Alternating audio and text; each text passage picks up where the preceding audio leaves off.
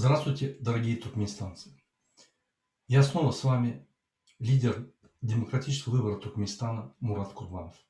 В сегодняшнем экстренном выпуске я бы хотел поговорить с вами по поводу ситуации в Туркменистане. Как вы знаете, в Туркменистане президент Туркменистана Бердымухамедов последние несколько дней пропал. К нам поступают очень разные новости, связанные с этой ситуацией. Есть такая версия, что президент Туркменистана находится в коме. Его отравили Бердымухамедов Гурбангулы, его сын Сердар Бердымухамедов и мать Бердымухамедова Гурбангулы находятся в очень тяжелом состоянии. Особенно Бердымухамедов.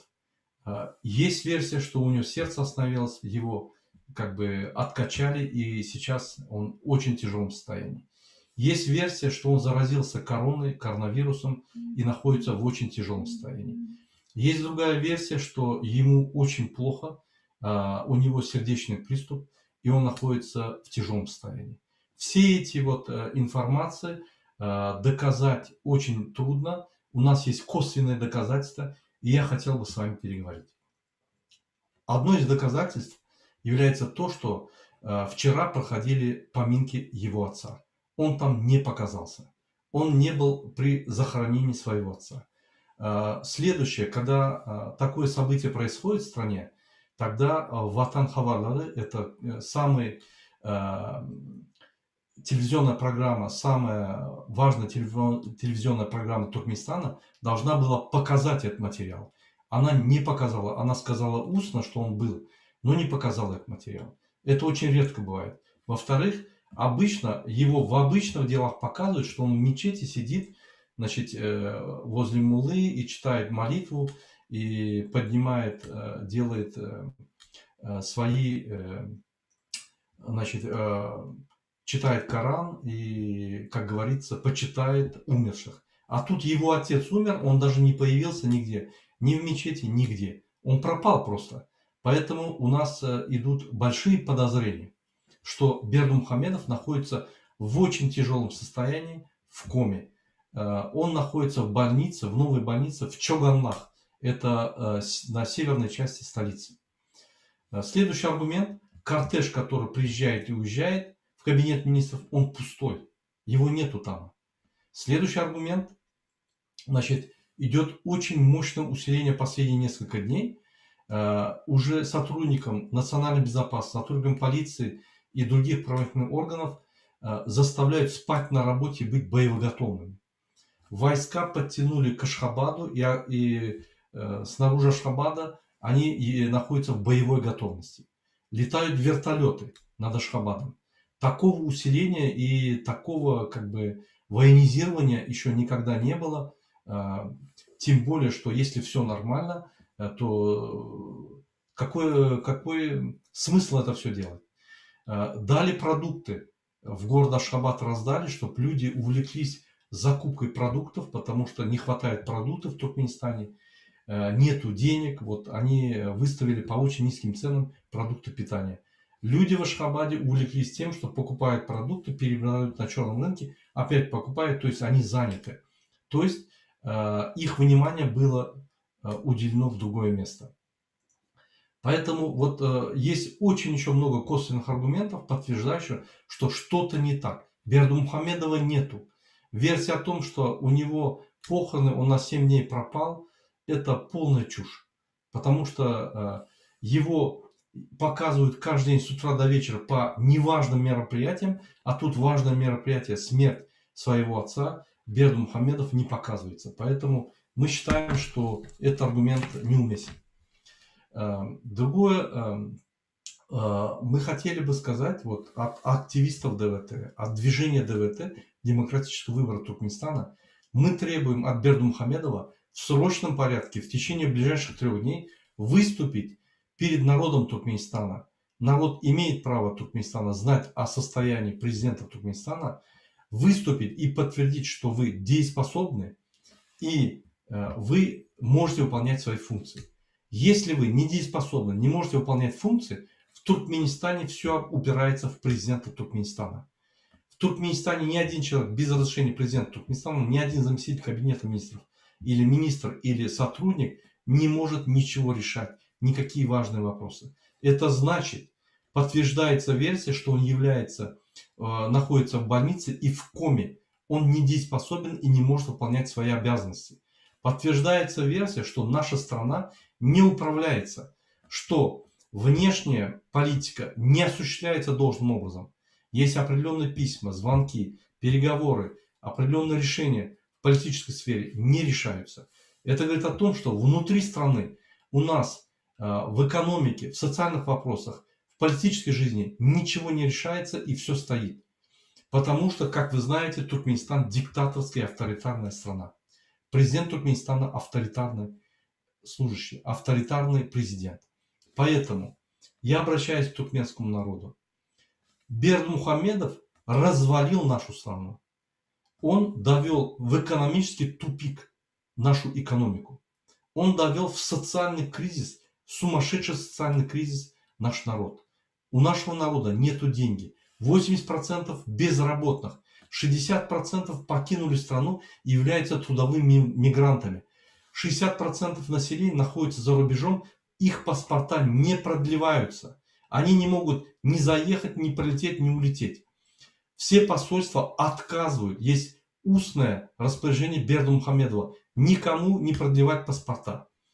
Все туркменистанцы, которые находятся снаружи, более 100 тысяч человек, хотят заехать в Туркменистан во время пандемии, чтобы воссоединиться к своим родственникам, к детям своим. Нету такой возможности. Все дороги закрыты, запрещено по личному указанию Бердымухамедова. Он официально говорит среди своих коллег кабинета министров, пускай умирают они там, я их туда не посылал. Они должны работать и финансировать Туркменистан. Все трудовые мигранты перечисляют, около 2 миллионов человек перечисляют от 200 до 1000 долларов ежемесячно в Туркменистан. Благодаря этим деньгам Туркменистан, все социальные вопросы в Туркменистане решаются. Многие семьи держатся, идет какие-то обороты среди населения. Все поступающие средства в Туркменистан от продажи нефти и газопродуктов уходят на строительный бизнес Бердымухамедова. Откуда он по завышенным ценам в 5 раз грабит страну? Сегодня Туркменистан пришел к краху, к банкротству. Бердымухамедов не только развалил страну, он и сам развалился и лежит в коме. Страна в руинах. Я прошу весь туркменский народ дать 3 дня Бердымухамедову, и начиная с субботы, если он не выступит официально, что он жив-здоров, значит наша страна неуправляемая.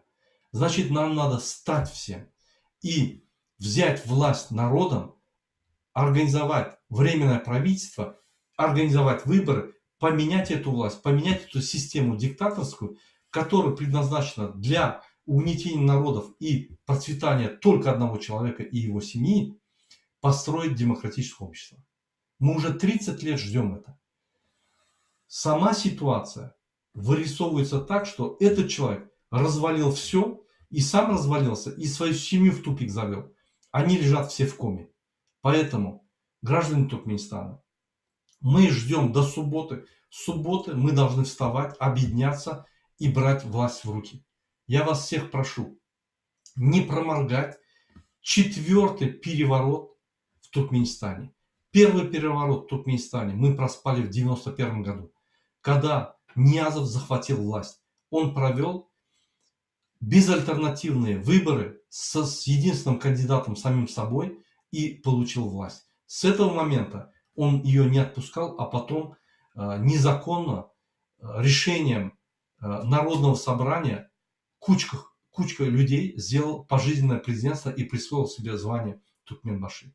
Второй раз государственный переворот состоялся в 2006 году, когда Ниязов умер 21 декабря. Бердымухамедов незаконно захватил власть, стал президентом, хотя временное правительство должно было возглавляться председателем Сената Меджлиса Туркменистана Овезгельды Атаевым. Он его посадил в этот же день, 21 декабря 2006 года, в тюрьму и сам себя назначил временным исполняющим обязанности президента. Провел выборы. Если Атаев, Өзгелді Атаевич, председатель Меджлиса, Сената, не мог выполнять свои обязанности или нарушил закон, у него есть заместитель. Заместитель должен был провести эти выборы. И выборы должны были быть демократичными. Он сам себя назначил временным правительством, незаконно нарушил Конституцию, сам себя поставил кандидатом и выиграл эти выборы с 97% голосов, что нереально. И последующие выборы он выиграл только с 97% голосов. Это явно похоже на фальсификацию. В следующий раз он сделал государственный переворот 14 апреля 2021 года, совсем недавно. Он, будучи президентом Туркменистана,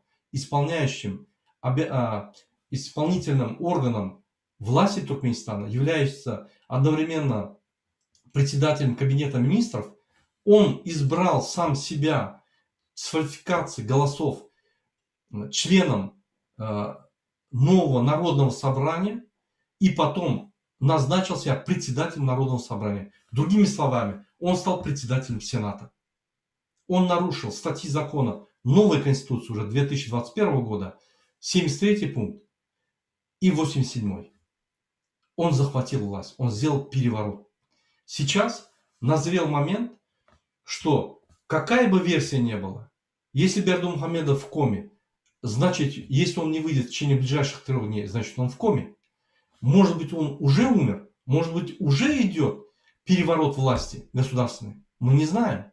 Может быть, он в коме, через какое-то время он умрет, и опять наступит переворот власти. И опять мы уйдем на 20-30 лет диктаторской жизни. Тоже никто не знает.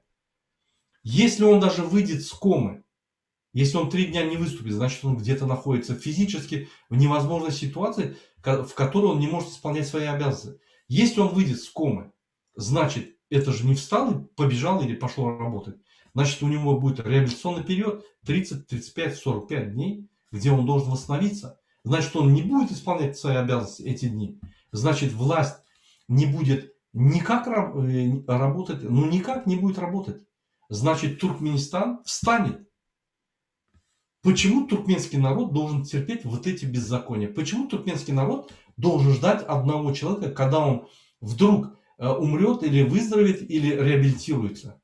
Почему мы не можем, согласно Конституции, если человек не может исполнять свои обязанности, значит, он должен уйти в отставку.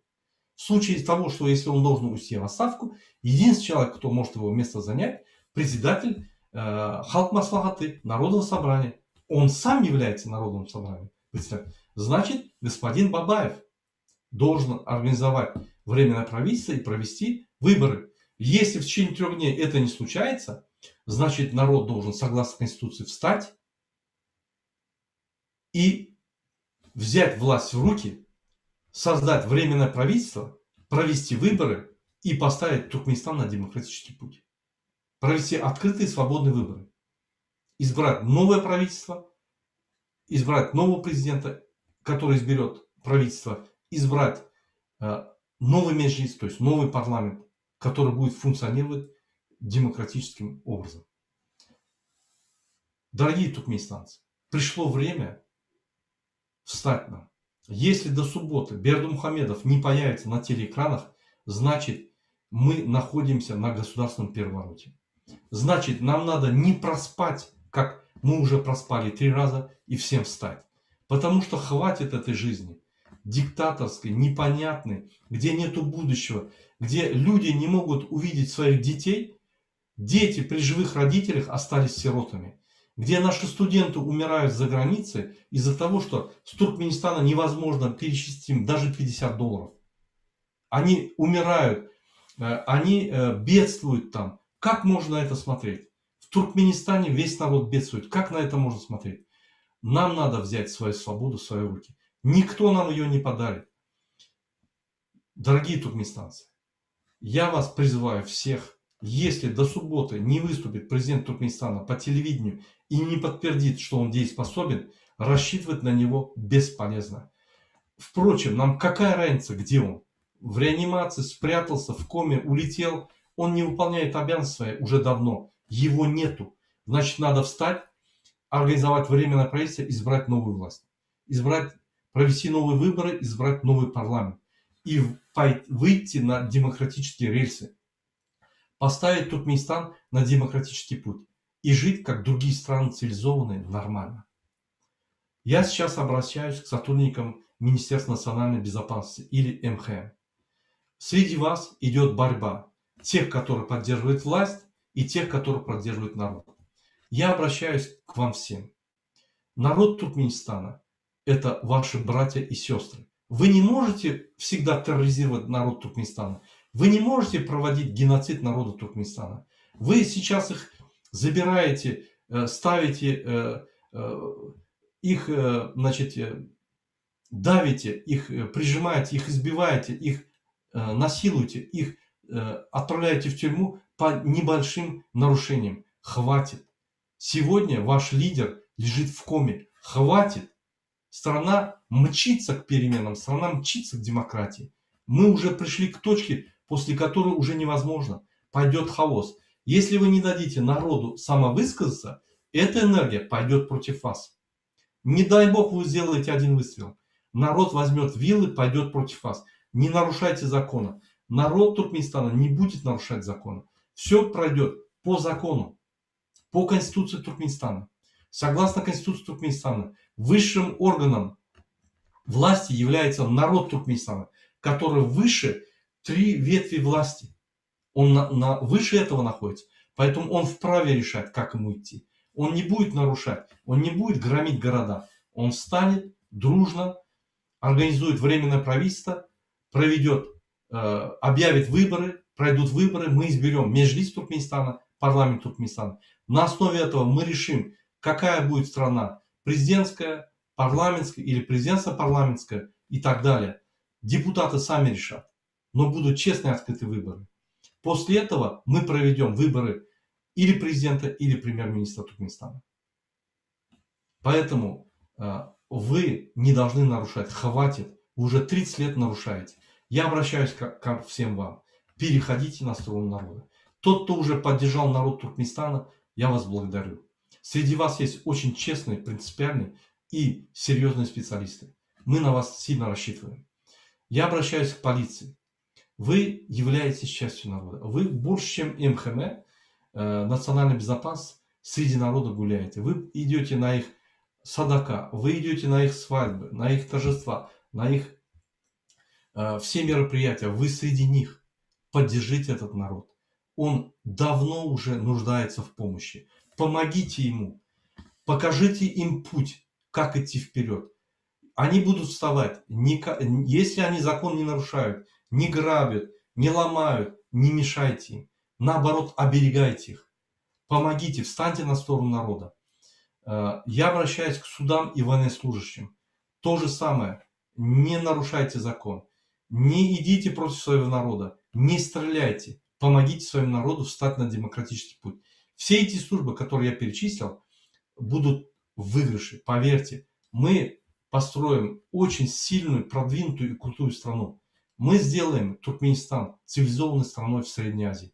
Мы пойдем с вами по цивилизованному пути. Хватит эти байские методы. Мы идем в 15 век. Нам надо остановиться. Нам надо идти вместе с цивилизацией. Дорогие туркменистанцы, я обращаюсь к вам всем. Сейчас ситуация так сложилась, что мы сами и только мы можем решить нашу судьбу. Мы не должны проспать этот момент. Не должны ссылаться на всякого рода отмазки. Мы должны себе дать отчет и понять, никто не поможет туркменскому народу, только туркменский народ поможет сам себе. Мы должны показать всему миру, кто такие туркмены. Мы должны встать и показать этим диктаторам, кто есть туркменский народ и кто есть хозяин у себя дома. Наша страна в наших руках. Мы не должны ее отпускать. Поэтому наш туркменский народ только вперед. Спасибо.